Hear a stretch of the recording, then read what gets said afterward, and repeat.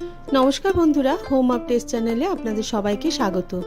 হায়দ্রাবাদি বেগুন অনেকে অনেক রকম ভাবে করে, কিন্তু আমি কি করে করি সেই রেসিপিটাই আজকে আমি করে দেখাচ্ছি। আমি এখানে 3টে মাঝারি সাইজের বেগুন নিয়েছি।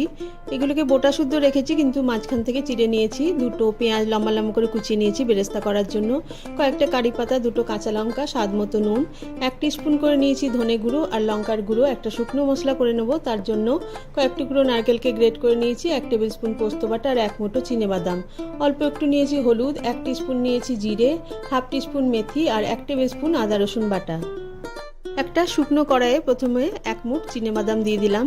এগুলোকে 30 থেকে 40 সেকেন্ড মতো নাড়াচাড়া করার পর আমি যে নারকেলটা কুড়ে রেখেছিলাম, শুকনো নারকেলে অবশ্যই, এবং পোস্তটা হালকা ভাজার গন্ধ ওঠা অবধি ভালোভাবে ভেজে নিলাম।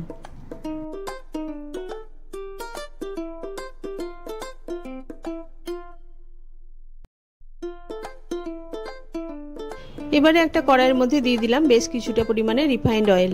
তেলটা আমার ভালো মতো গরম হয়ে গেলে পেঁয়াজগুলোকে দিয়ে লাল লাল রং ধরা অবধি ভেজে নিয়ে তুলে নিলাম।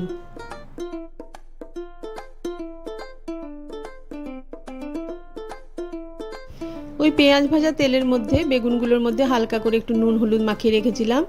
ভালোভাবে বেগুনগুলোকে এবার ভেজে নেব।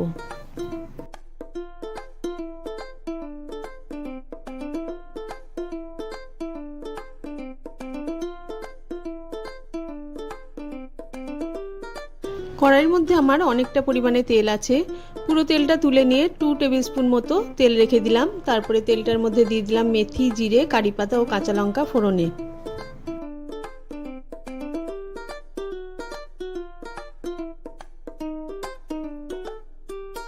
ফোড়নটা থেকে সুন্দর গন্ধ বেরোলেই আমি মিশিয়ে দিলাম আদা রসুন বাটাটা। 2 মিনিট মতো নাড়াচাড়া করে যে নারকেল, পোস্ত আর বাদামটা ভেজে গুঁড়িয়ে নিয়েছিলাম, সেটা একটু জল দিয়ে বেটে নিয়ে আমি এর মধ্যে মিশিয়ে দিলাম।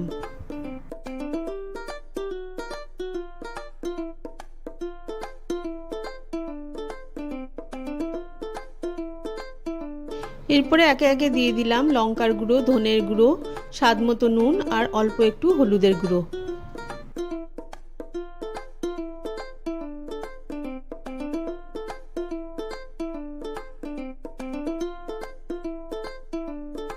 মশলাটা আমি 4 থেকে 5 মিনিট মতো ভালোভাবে কষে নেব, যতক্ষণ না তেল ছাড়ে।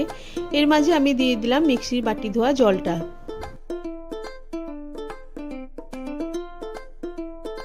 মশলাটা আমার ভালো মতো কষিয়ে নেওয়া হয়ে গেছে। এরপরে ভেজে রাখা বেগুনগুলো দিয়ে ওপর থেকে কিছুটা পরিমাণে বেরেস্তা ছড়িয়ে দিয়ে আমি 5 থেকে 7 মিনিটের জন্য আঁচটা কমিয়ে বেগুনগুলো সেদ্ধ হওয়ার জন্য ঢেকে রেখে দেবো।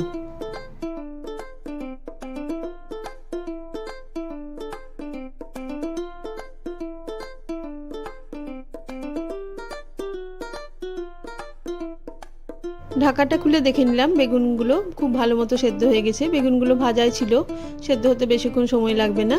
এরপরে একবার উল্টে দিয়ে ওপর থেকে একটু গ্রেভিটা দিয়ে দিলাম। যদি আপনাদের মনে হয় গ্রেভিটা খুব শুকনো হয়ে গেছে, তাহলে একটু জলও দিতে পারেন। এরপরে গ্যাসটা বন্ধ করে আমি হায়দ্রাবাদি বেগুন পরিবেশন করে দেবো।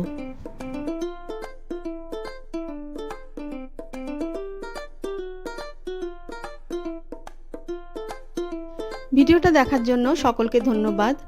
আমার এই হায়দ্রাবাদি বেগুনের রেসিপিটা যদি ভালো লেগে থাকে, তাহলে অবশ্যই একটা কমেন্ট করে জানাবেন।